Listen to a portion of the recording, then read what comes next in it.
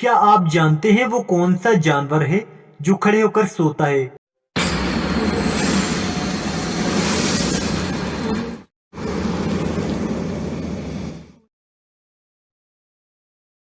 बिस्मिल्लाहिर्रहमानिर्रहीम। Once again welcome to another videos. आज का मेरा सवाल इंतहाई आसान सवाल, वो कौन सा जानवर है जो खड़े होकर सोता है?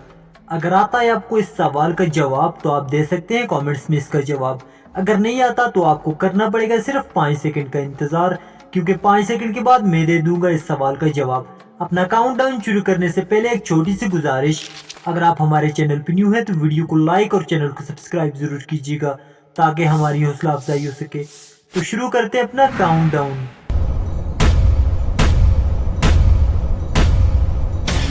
आज के हमारे सवाल का जवाब है जी घोड़ा। घोड़ा जो है वो खड़े होकर भी सो सकता है। कैसे लगी आपको मेरी ये वीडियो कमेंट्स में जरूर बताइएगा। मिलते हैं एक नई वीडियो के साथ, तब तक दीजिए इजाजत। अल्लाह ने के बान।